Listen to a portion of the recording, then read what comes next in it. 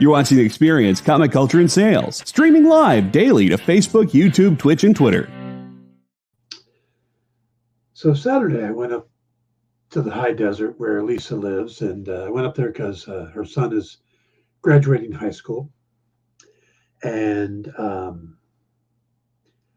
started head home Sunday morning,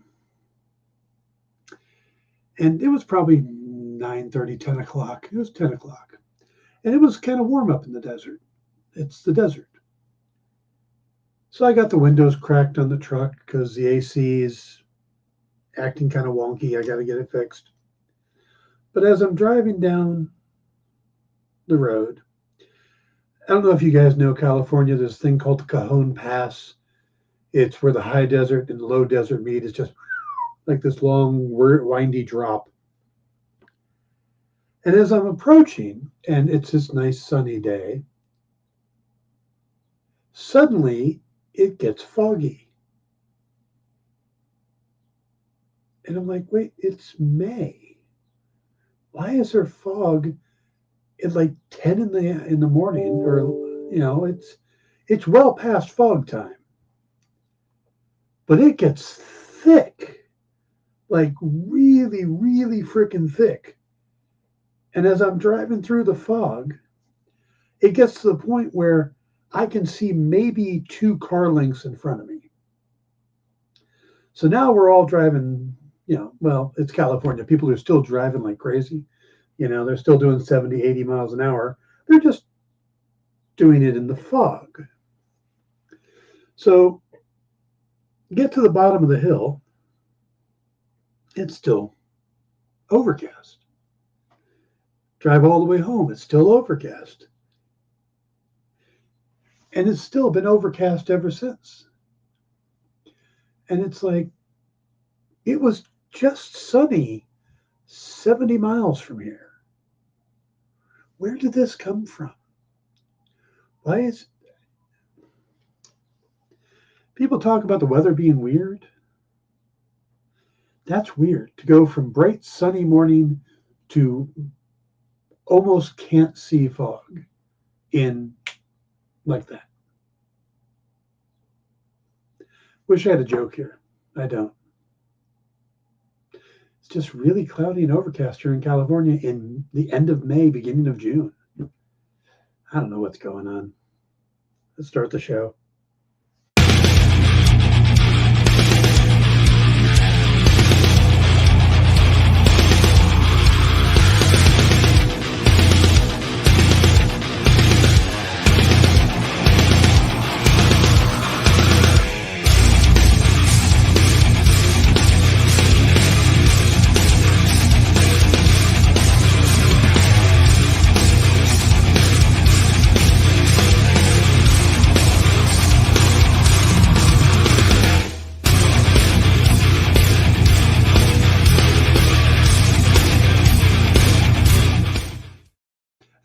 Welcome to the Dan Wickline Show here on The Experience. It is May 31st, New Comic Book Day Wednesday.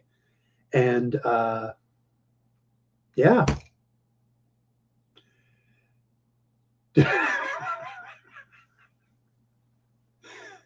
Thank you, JD. JD's on the board, as you can tell. We've got a pretty good lineup already. I mean, pretty good audience built up already.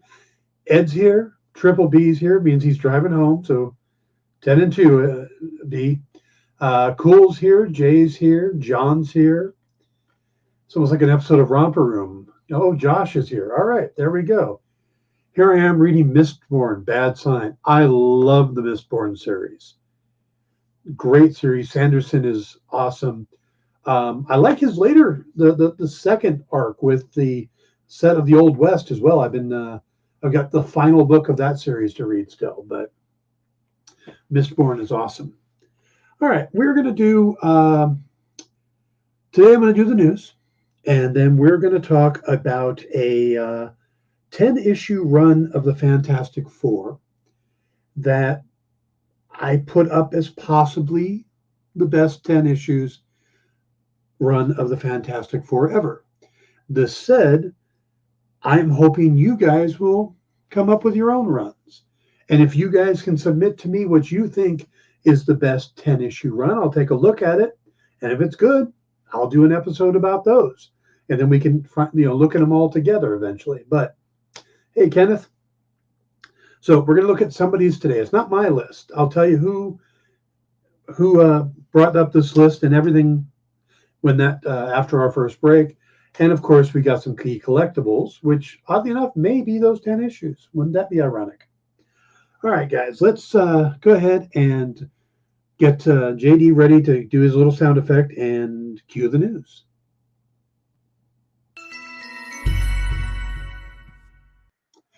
In news today, almost like there's a news station here. It's KFWB, and everything is new. KFWB News 98, and they make that sound or a very similar sound. And then the reporter comes on with a very serious voice, and he talks like this. And he speaks about him. In today's news, She-Hulk attorney-at-law has submitted the following names in the following categories for Emmy consideration. Lead actress in a comedy series, Tatiana Maslany. Supporting actress in a comedy series, Ginger Gonzaga. Jamil, and Renee Elise Goldsberry. In supporting actor in a comedy series, Josh Segarra, Tim Roth, Stephen Coulter, Mark Lynn Baker. A guest actress in a comedy series, Patty Guggenheim. Guest actor in a comedy series, Mark Ruffalo, Benedict Wong, and Charlie Cox. Yeah, I won't do the whole news that way. But I thought that list was interesting because they really did just basically nominate the entire cast. They've got She-Hulk herself, Tatiana Maslany. They got her best friend with her two friends, Ginger Gonzaga and Josh Segarra. They got her co-worker, Renee Elise Goldsberry. They got her boss with Stephen Coulter. They've got The Abomination with Tim Roth. They've got Titana with Jamil. Mark Lynn Baker is her father. Patty Guggenheim is... what was the character's name? I don't remember the character's name, but Madeline Madison, with a Y, but not where you think. And then you got Hulk, you got Wong, and you got Daredevil. So, I mean, that's pretty much everybody, right? So, all right. Good lucks to all of them. Good lucks. Moving on, thanks to Total Film Magazine, we finally know which character Sydney Sweeney is playing. Now, it's been rumored, so it's not a big surprise, but it's actually confirmed now. She will be playing Julia Carpenter, who, I don't know if you guys know who that is. She was the second Spider-Woman. She was kind of around the time of Secret Wars. She actually played a big part in Secret Wars. So she was... Julie Carpenter was injected with a mix of spider venom and exotic plant extracts, leading to her to getting similar powers to Spider-Man himself. She wore a black and white uniform that was kind of the inspiration for the symbiote suit. He made a costume in Secret Wars that was black and white. And, Sweeney says she couldn't be more excited, but she can't talk about it. So that's it. Sydney Sweeney should be playing Black Cat.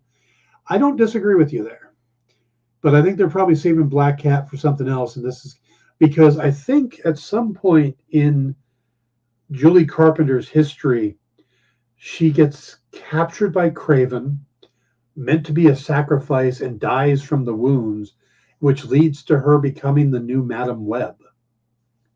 I don't know. It's comics, man. But that's that. So she's playing Julie Carpenter. So maybe by the end of it, she becomes Madam Web. But yeah, Black Cat would have been a great character for Sydney Sweeney. Chris Hemsworth. We know there was the Limitless or whatever series it was on Disney Plus, where Chris Hemsworth did a bunch of looking into science things and found out that he was predetermined to having, was it Alzheimer's or something that would mess with his future. And it really affected him. And he decided he wanted to take some time off and spend with his family. So it's been a big thought of whether or not he's going to return as Thor. They had the tag in the movie, but so he was asked, oddly enough, by a Spanish magazine called Acción Cine, about the possibility that he would return to the MCU as Thor again. And this is what he said. I have no idea. I've said it before. It all depends on the type of story. It has to be something unique.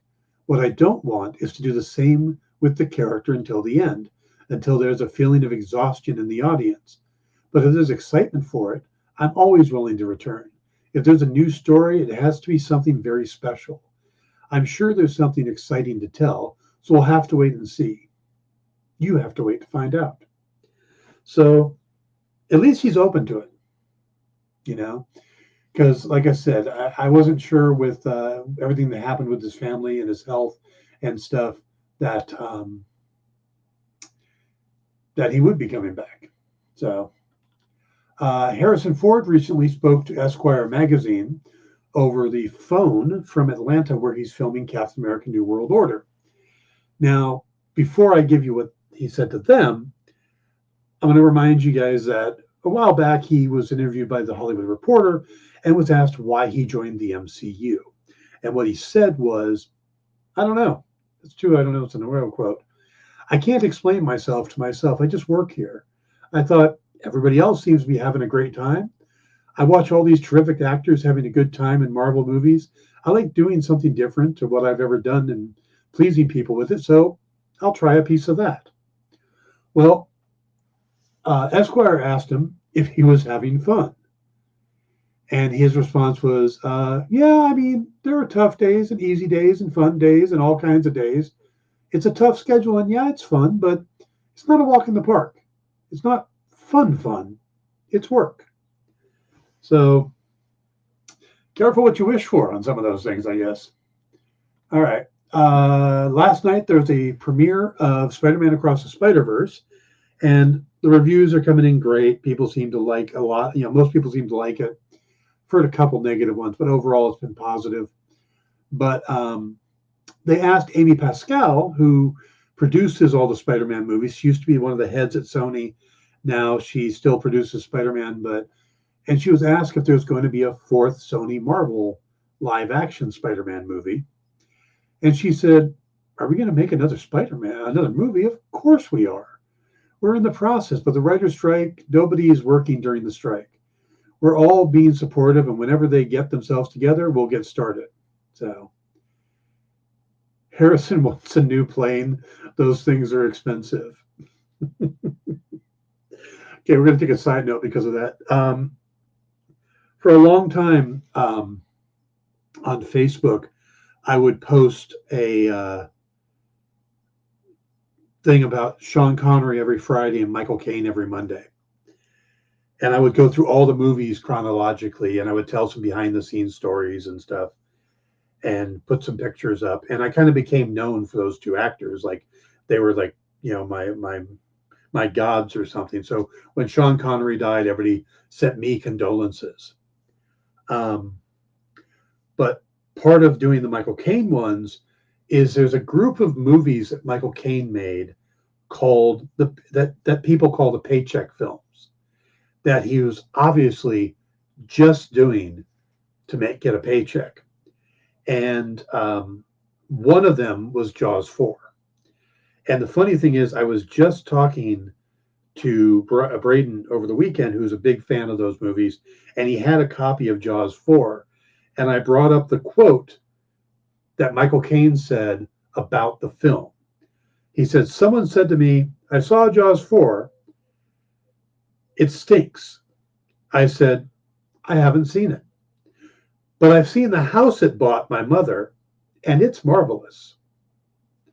So, yeah. Harrison Ford taking it to buy a new plane, totally believable.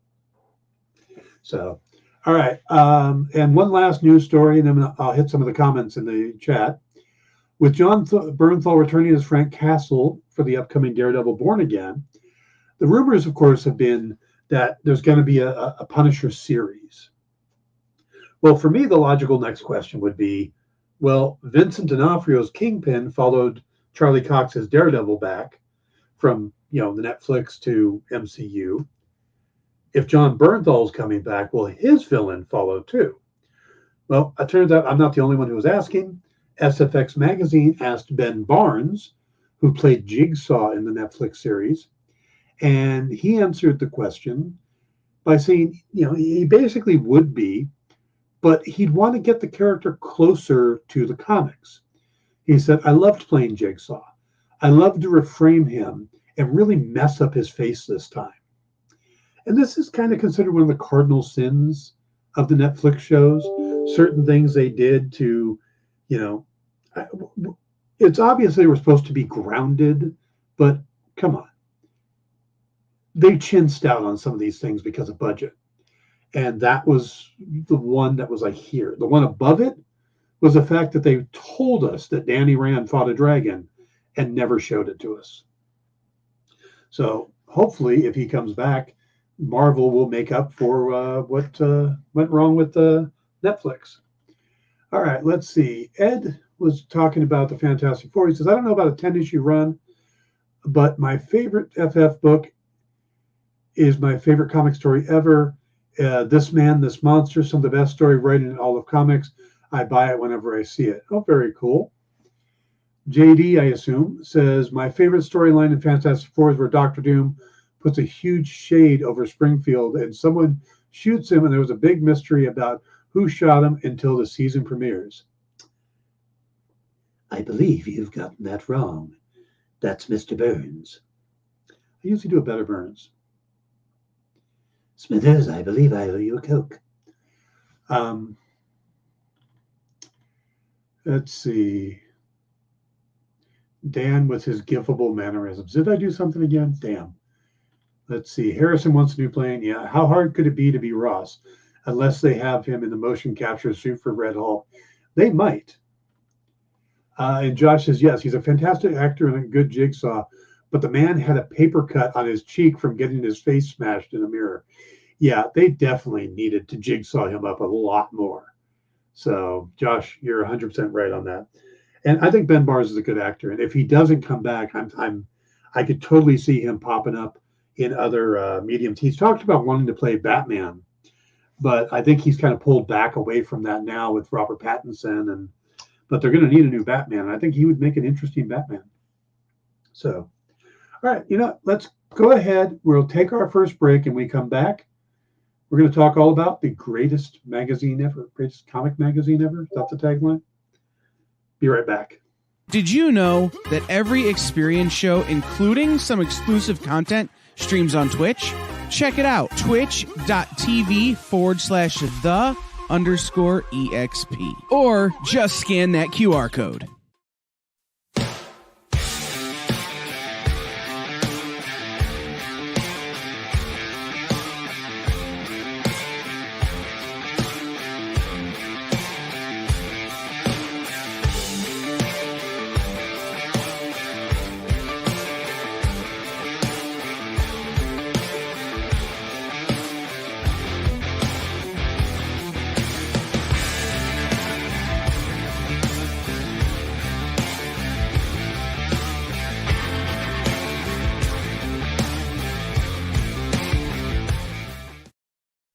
Comic Collectibles is a pretty straightforward show. You got Rex here, he sells the comics, and you got Rockin' Robbie, he knows about the comics. And finally, John, well, no one really knows what John does. I mean, don't get me wrong, he's a great guy, but he just keeps showing up. Come to think of it, I don't even really know how he gets in here. Anyway, awesome comics, rare books, rarer signatures, slabbed books, and amazing cover sketches by Ken Hazer and others. Simple formula. You want the comics? You buy the comics. To sum up, Rex sells the comics, Robbie knows the comics, and John, who might possibly be a ghost. I mean, seriously, has anyone ever seen him show up or leave? Comic Collectibles with Rex and John, Mondays from 6 to 8 Eastern on The Experience. Comic Culture and Sales.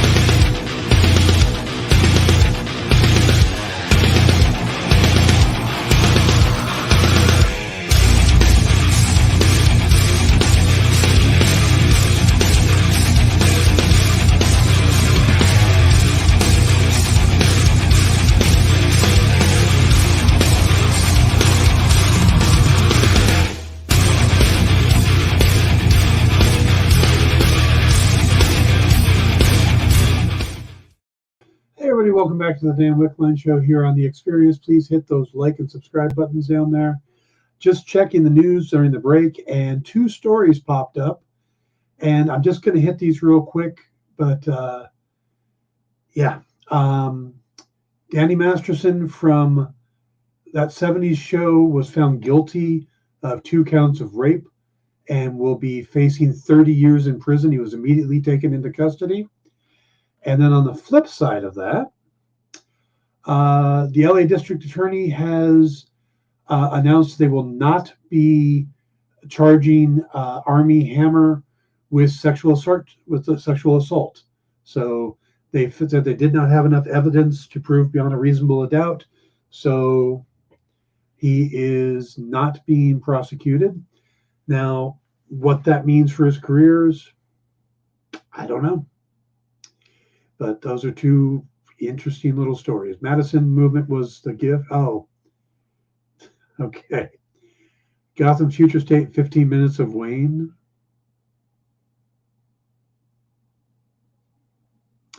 Oh, yes. Okay, I see. I missed JD's The Future. Everyone would be Batman for 15 minutes. That's a pretty funny line. That should be a bumper. All right. Let's jump into this. Now, let me set it up before we start doing all the graphics and stuff. So last week I saw the post on Facebook, and it was shared to the world, so I feel okay borrowing it from him. He being Jim Valentino, co-founder of Image Comics, creator of Shadowhawk, once my boss when I worked on Shadowhawk, and did a few other books through his company. So Valentino posted what he believed was the best 10-issue run on the Fantastic Four. And I took a look at it, and we talked about this on Sunday's Pop Go the Writers. So if you watch that show, you already know what's coming up, but I wanted to go into a little more in depth here. But I'm fascinated by this because there are some great runs during the Fantastic Four. It's probably one of the unique comics in that it's had people come on board and do long runs that, have these really spectacular 10, 12 issue parts. Now, of course, Stan Lee and Jack Kirby did, I think it's 102 books straight together, which is phenomenal. And a lot of their run is celebrated. We had John Byrne's run on the series. We had Jonathan Hickman's run. I'm sure I'm missing some other people, but just those are off the top of my head. So I'm curious if I'm going to take Jim's list. We're going to break down Jim's list and see what you guys think of that, and see if you guys come back with a different 10. It could include this and maybe go north or south. It could be a different part of the Kirby Lee run. It could be part of the Byrne run. Surprise me. And if you come up with a list, I'll check it out and we'll do a show about it if it's a good list. We'll put that up as another option. See if we can get a consensus. Or maybe everyone's just going to agree that this is the 10 issues. These are the best 10 Fantastic Four comics in a row. So real quick before I jump into it, though, Ed says, as long as everyone doesn't have to retell the Batman backstory every single time. That would suck if your parents got killed just in your 15 minutes of Batman fame. I became Batman when Bruce Wayne's parents were killed. Does sound a little weird, Ed. Yeah. You mean when Bruce didn't stop a bad guy and the bad guy killed his Aunt Martha with great trauma, terrible coping mechanisms? Okay, moving on to the Fantastic Four. So Jim Valentino's, and I'm probably only going to say that this one time, his run begins with Fantastic Four number 44, published November 1st, 1965 by Lee and Kirby. JD, you can throw up the cover, please.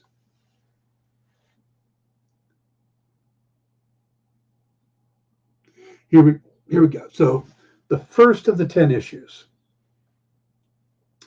This is Johnny discovers the escaped Medusa hiding in his car. She demands he drives her out of the city. However, they can't seem to escape the evil Gorgon, who has come for Medusa. So basically, this is where we start to learn about the Inhumans. So the first part of this is about the Inhumans, which is a huge part of the Fantastic Four and a huge part of Marvel. Okay. Then we move on to issue number 45 from December 1965. Again, Lee and Kirby. Johnny meets a girl named Crystal and soon discovers she is Inhuman. Upon meeting her family, Johnny recognizes Medusa and immediately calls the Fantastic Four for backup. Their mysterious leader Black Bolt arrives and the two teams face off. So here we met Medusa and Gorgon, and suddenly Johnny seems to be the catalyst here, doesn't he? Johnny's a womanizer, so it's Medusa, and then suddenly, look at Crystal. And he and Crystal are a thing until the whole Quicksilver. Never understood the Quicksilver Crystal thing. That never made sense to me. But so we get the rest of the things, the characters. You know, we get Triton, we get Karnak, we get Black Bolt, Lockjaw. So I mean, that's pretty amazing for them to come up with this whole cast of royal family. You know, well, and then we go on to Fantastic Four number 46. Again, from January of 1966, we're into the new year. Lee and Kirby again. I guess I don't need to say that, for all these are Lee and Kirby. While the Fantastic Four are fighting the Inhumans, someone called the Seeker arrives. They learn that the Seeker is trying to bring back those who have escaped from the Great Refuge. The Fantastic Four soon recognize another captive of the Seeker, Triton. So again, this is the first Inhuman story arc, and it ends up concluding with number 47 from February of 66. The Fantastic Four meet up with Black Bolt in this issue and have discovered a way to track down the Inhumans. So we get this four-issue arc about the Inhumans that introduces these characters. It's Jack at his creative best. You know, he's coming up with all these new characters, these new designs. None of his, there was an era that his designs became, every time he went cosmic, there was a lot of sharp lines and edges, and you see it in Crystal's belt, you see it in Black Bolt's costume. The designs for Triton and Gorgon and Karnak, it's all very unique stuff.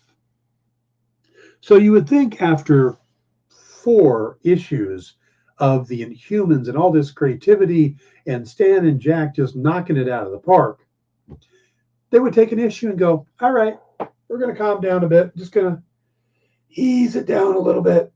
Just a little. Nope. They came up with Fantastic Four 48 from March of 1966, The Coming of Galactus. The FF were a cosmic quintet from the get-go, but the Coming of Galactus solidified their place in the Marvel U as official masters of all otherworldly problems. This is where we meet Silver Surfer. The Watcher gets involved, and it's all about the coming doom of the planet. I don't think we even get Galactus in this issue, but he's created as such a threat. So literally, they went from 4 issues of Inhumans to Silver Surfer and Galactus. So again, strong candidates for being the best 10 issues ever. But then we go on to 49, which is the actual first appearance of Galactus. The Fantastic Four must work together to save the Earth from the evil hands of Galactus. Not his hands, it's his mouth. He eats the planet. Hands, nothing. Mouth. Meanwhile, the Silver Surfer's motives are weakened by the wonders of Alicia Masters, and he decides to defeat his master. Yep, The Thing's girlfriend convinces the Silver Surfer to go up against an omnipotent threat. Those had to be really, really good sculptures. I mean, just classic level sculptures. Then we go on to 50, Fantastic Four 50, May 1st, 1966. The Silver Surfer takes on Galactus in an epic battle. Meanwhile, Johnny has received the deadliest weapon of all time, the Ultimate Nullifier. Now, a couple things come to mind from this one. Number one, the Ultimate Nullifier was this great MacGuffin weapon that Stan and Jack came up with. It's like, you know, the nowadays we'd call it the Ghost in the Machine, or that the thing that, oh, look, we just happen to have something to stop the enormous threat. But it's interesting, in all of these issues we see, and I don't remember this from having read comics before, it more becomes prevalent now, how much Johnny is the catalyst of all these things. You know, it's this book about these four people, it's a family, but it's really Johnny that a lot of the stuff happens to. And I think that's because he's supposed to be the one that younger readers can identify with. They can't identify with the super smart Reed Richards. I don't think they thought women or girls were reading comics, so Sue Storm wasn't really the one that they thought they could identify with. Ben Grimm is a monster. So it really comes down to Johnny, who has the cool power. He gets to drive the sports car. He gets all the women. So this is really an arc that just Johnny keeps coming up to the front. And not so much in saving everybody, but in being the key into the story. So there we go. And then we're going to bring up Ed's favorite story. So after Inhumans, Silver Surfer, Galactus, yeah, we're gonna just do a one shot. It's just gonna be a standalone, and they do This Man, This Monster.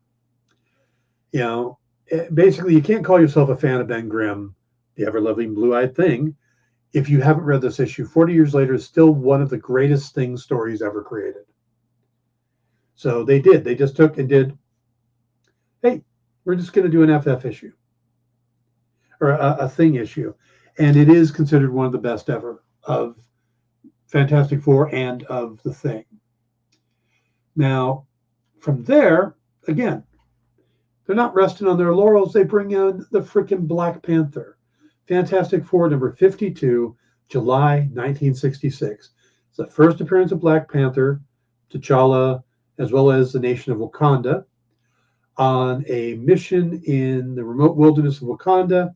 The Fantastic Four encounter one of Marvel's most iconic heroes and are bested in battle by the Black Panther.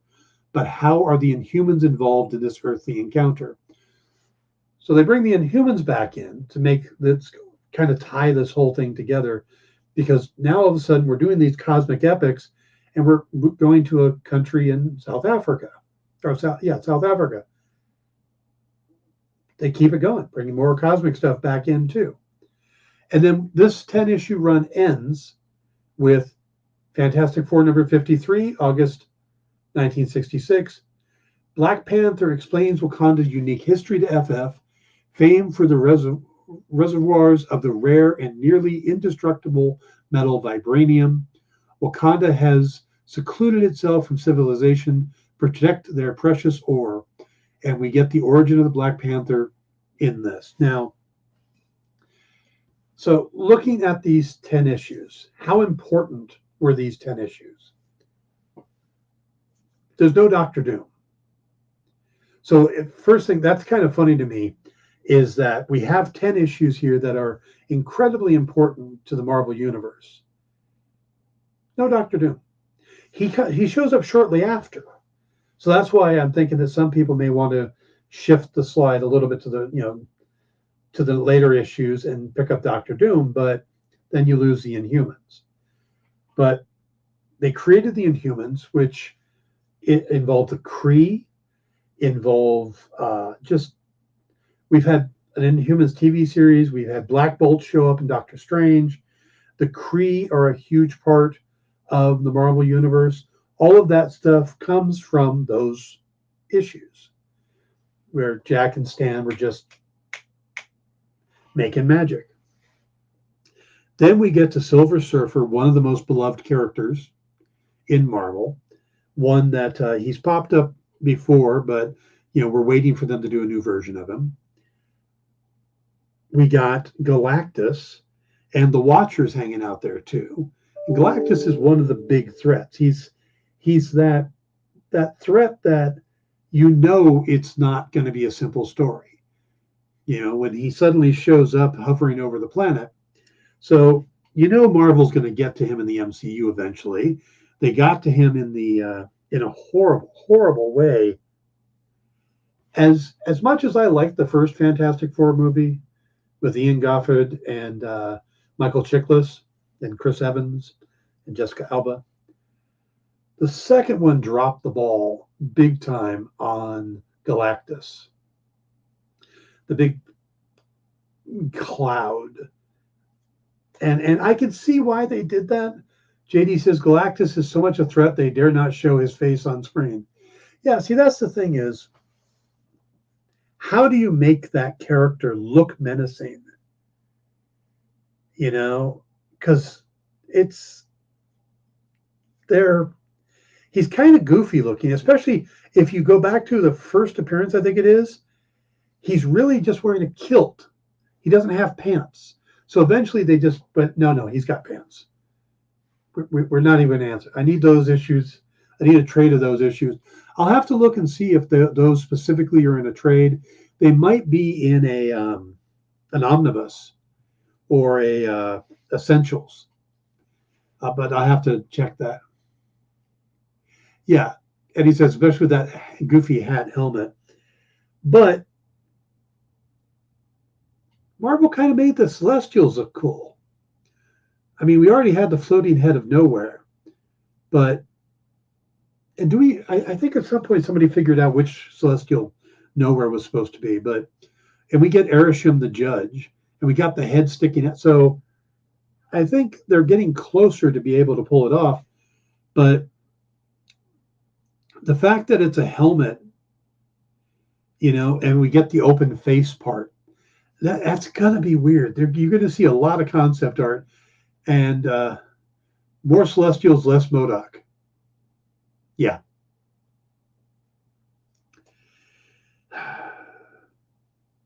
Yeah. They went goofy with MODOK, but come on, in a little bit of their defense, Jack did have the way of making some pretty weird looking characters. I mean, Galactus isn't the weirdest, but MODOK is pretty close. Strange looking characters. Jack had a weird creative design, but again, so Inhumans, Galactus, Silver Surfer, Black Panther, Wakanda, Vibranium. This was the creation of Vibranium. How much has Vibranium played a part of everything in the comics and in the MCU? I just think it's amazing. So after Silver Surfer, Galactus had Airwalker, Firelord, and Terrax. Was Silver Surfer the Water Herald, or was that something else? Someone else? I don't believe there's ever been a Water Herald, so you might be right. MODOK was terrible in Quantum Mania. Yes. But I understand what they were going for, but yeah. They played him too much for humor. If they wanted to make him Darren Cross, that was fine, but they should have played him a little more threatening, a little more serious. And hair. He should have had hair or something. That bald-ass head thing was just weird. I went to school with MODOK. They exist. Okay. So what do you guys think? Were those the 10 best Fantastic Four run? Is there another one? The Trial of Reed Richards by John Byrne, the Freedom Foundation by Jonathan Hickman. I mean, what do you guys think? Are these the 10 best? Can you think of other ones? I mean, chalk them at me. Let's go. because I am curious, because I think Jim might be I think Valentino might be dead on this. He may have literally found the 10 best, just from story, from character creation. I mean, JD says, I recall a run with Doom's Master being pretty good, but not better than Stan and Jack. Yeah. But we got MODOK Butt. Wasn't that funny, Ed?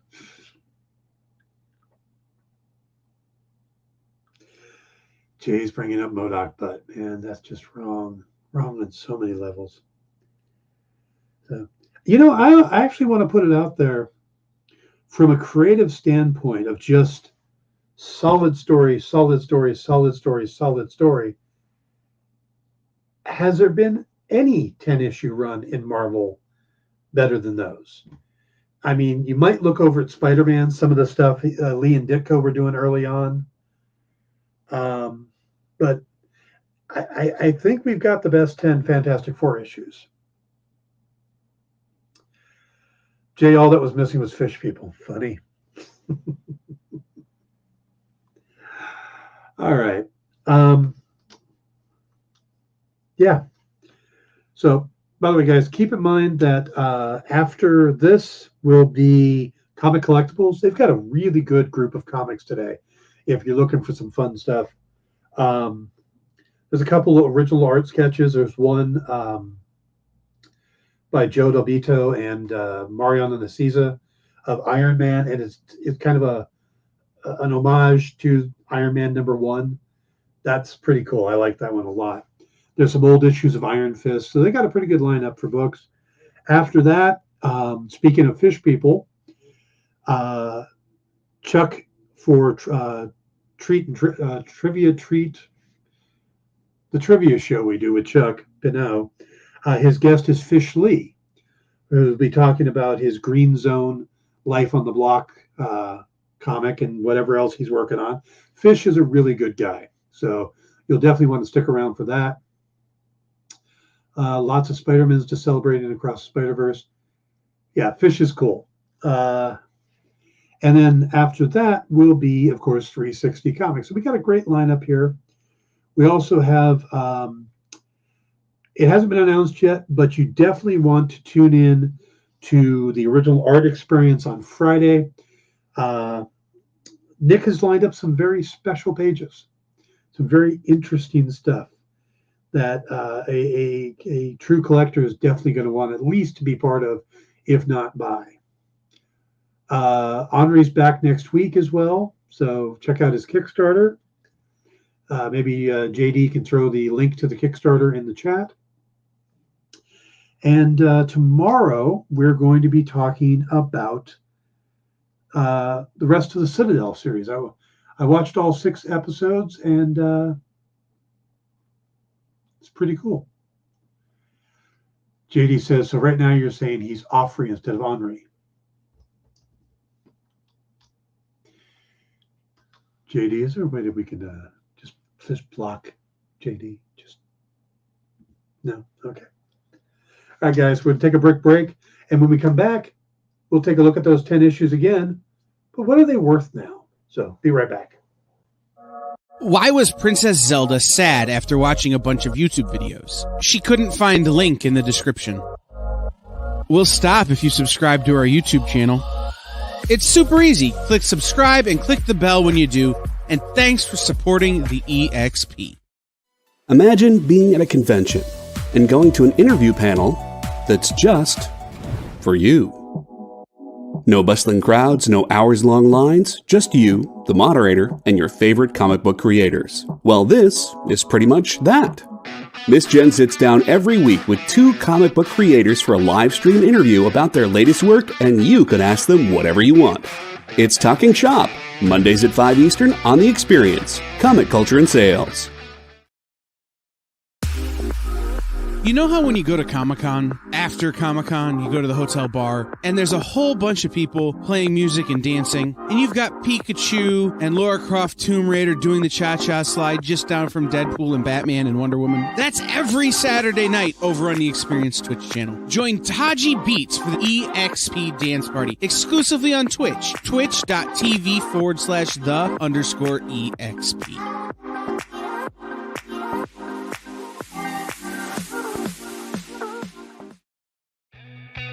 Programming on the EXP is made possible by viewers like you, or your local comic shop, or that Kickstarter you backed, or the publisher you like, or comic industry professionals who want to share a message with the world. Really, anyone who wants to advertise with us can. If you're interested in seeing a product you know and love, or are creating, or are publishing, or are involved with, advertised here on The Experience, and having your message shared with our viewers, please reach out by scanning the QR code below or visiting our website and using the contact form.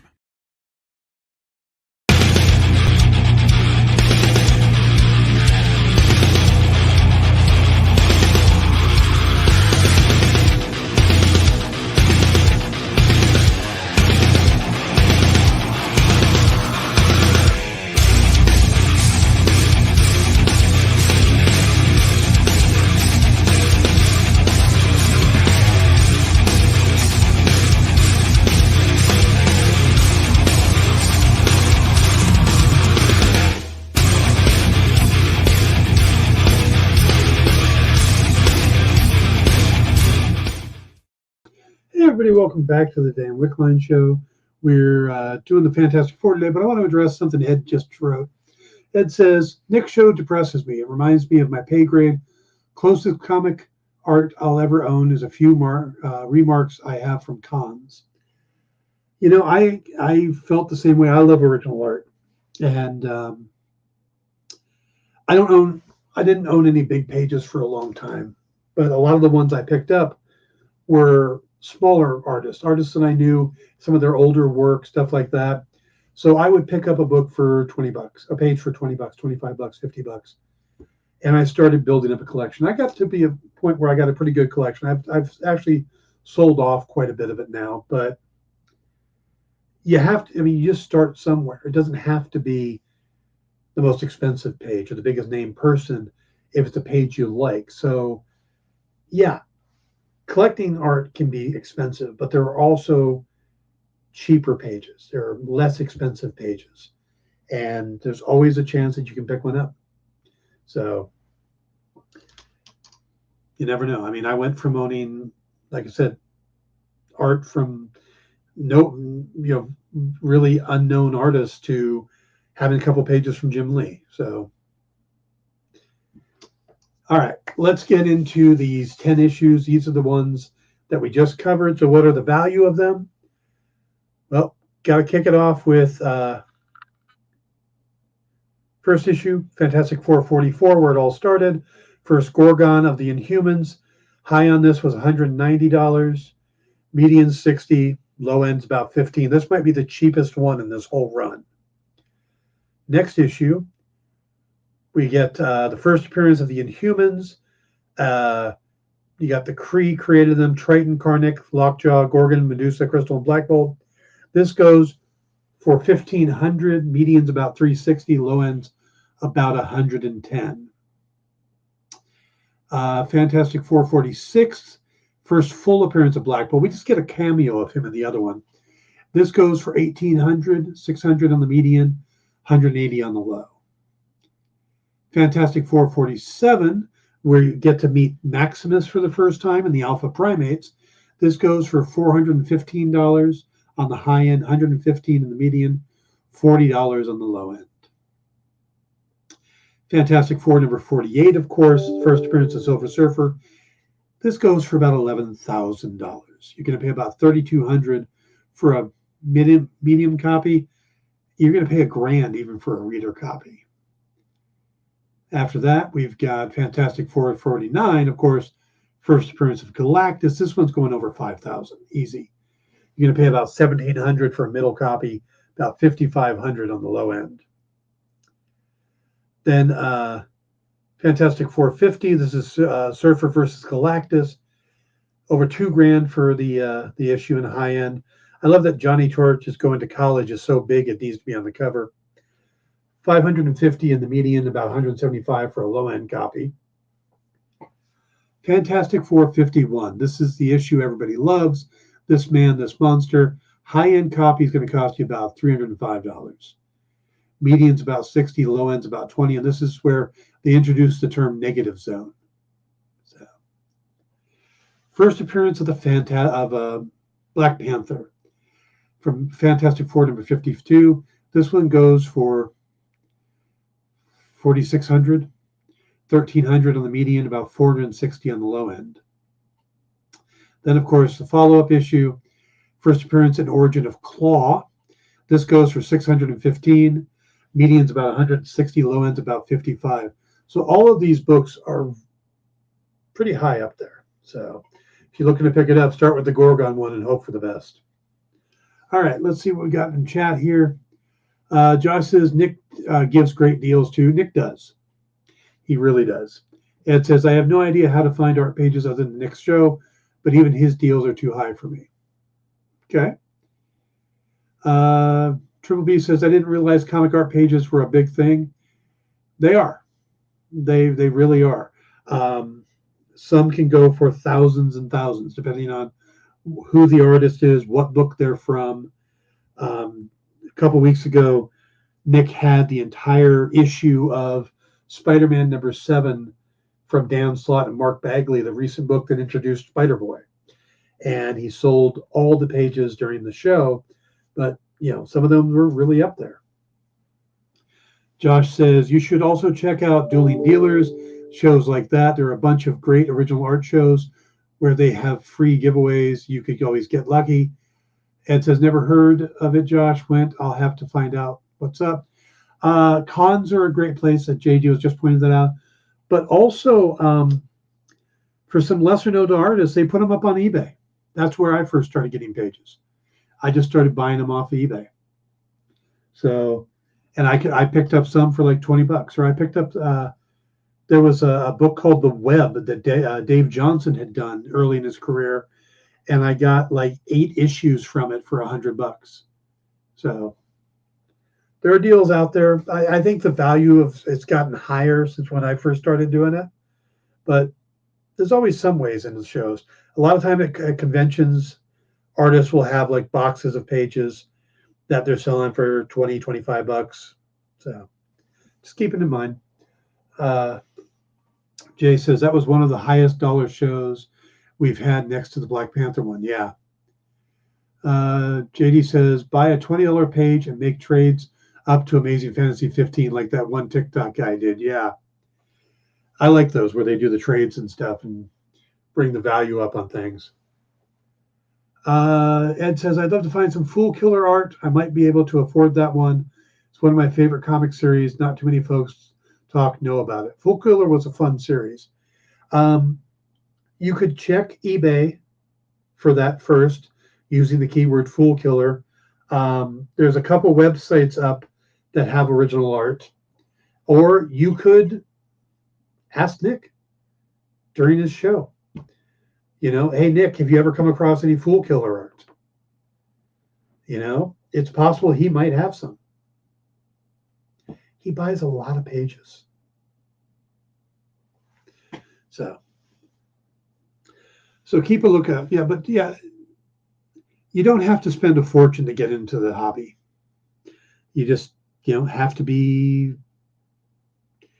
determined,